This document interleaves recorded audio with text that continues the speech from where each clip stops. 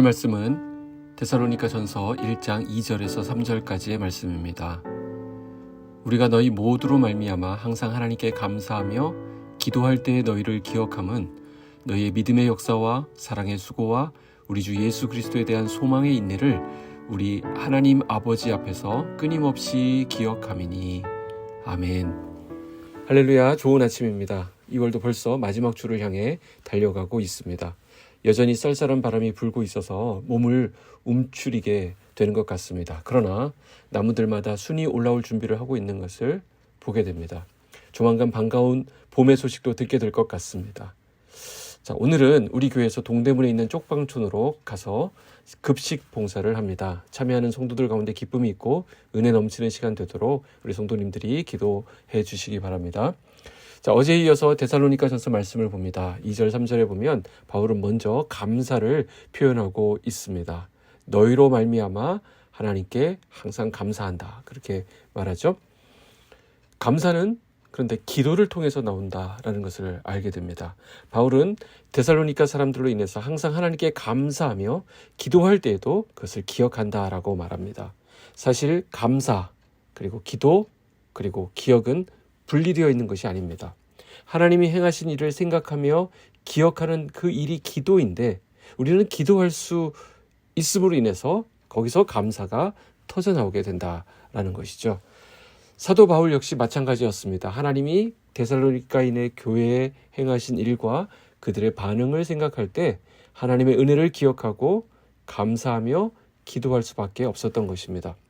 바울은 그 감사의 표현을 신앙의 3요소인 믿음, 소망, 사랑으로 축약해서 표현하는 것을 알 수 있습니다. 믿음의 역사, 사랑의 수고, 그리고 소망의 인내가 바로 그것입니다. 즉, 믿음에는 역사가 있었고, 사랑에는 수고가 있었고, 소망에는 인내가 있다라는 것입니다. 첫 번째로 살펴볼 것은 믿음의 역사입니다. 자, 여러분, 믿음에는 무엇이 나타난다고 합니까? 역사가 나타납니다. 믿음으로 순종하고 행하기 때문입니다. 그러니까 이 말은 말로 끝나는 것이 아니라 그것은 반드시 삶으로 드러나야 한다는 것입니다.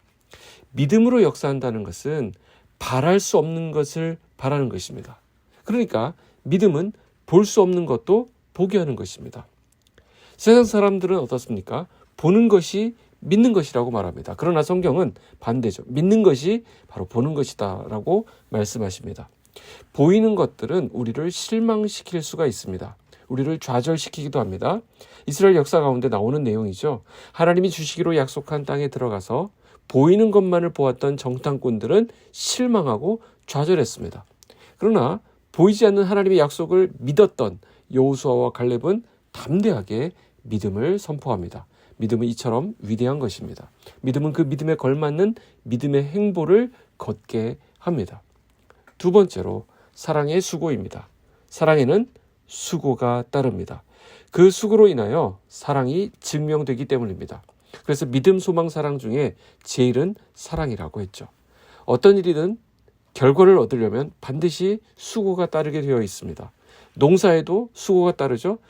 흔히 우리는 자식을 키우는 것을 농사에 비유하곤 합니다. 공통점이 무엇입니까? 수고한다는 것입니다. 그냥 내버려둬도 저절로 자라는 것이 아니라 반드시 거기에는 수고가 요구됩니다. 농부가 하는 수고를 한번 생각해 보십시오. 정말 엄청납니다. 씨를 뿌리고요, 물을 주고요, 거름을 주고요, 잡초를 뽑습니다. 또 돌아봅니다. 태풍 피해가 오면 어떻게 합니까? 또 덮고 다시 쓰러진 작물들을 세우고, 어쨌든 농부는 어떤 시간에 구애받지 않고 계속 일하게 되는 것입니다. 농부는 새벽에 논밭으로 나가서 밤늦게 집으로 돌아옵니다. 그러다가 만약에 한밤중에 비가 오면 농부가 어떻게 할까요? 그냥 비가 온다고 해서 오늘은 끝 하면서 집에 머물러 있지 않습니다. 무조건 뛰어나가죠.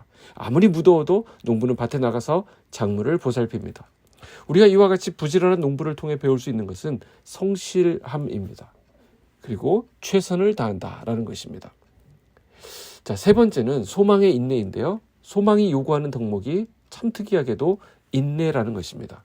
비록 소망이 있지만 그것이 이루어지기까지 그 과정을 견뎌야 한다는 것입니다. 그렇기에 거기에는 인내가 필요한 것이죠.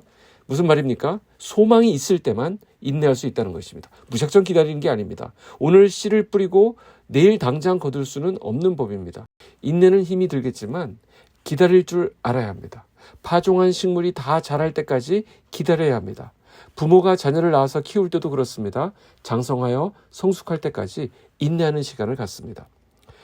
바울은 오늘 본문에서 특히 믿음의 역사, 사랑의 수고, 소망의 인내를 끊임없이 기억한다라고 말합니다.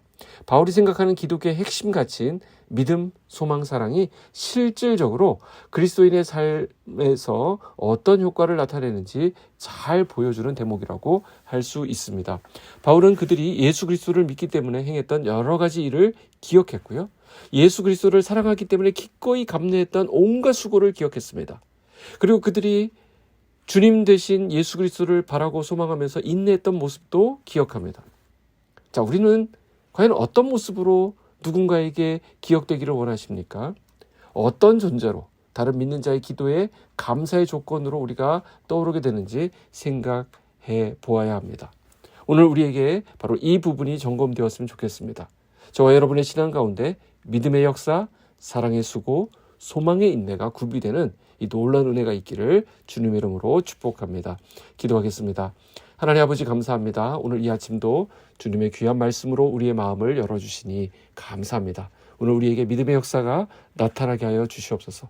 기꺼이 사랑의 수고를 할 수 있도록 은혜를 더하여 주시옵소서. 소망의 인내를 이룰 수 있도록 우리를 붙들어 주시옵소서. 쪽방촌으로 우리 빛소음 성도들이 급식 봉사 나갑니다.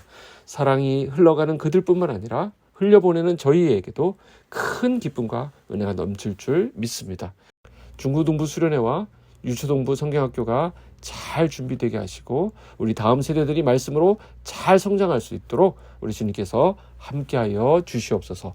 예수님의 이름으로 기도하옵나이다. 아멘.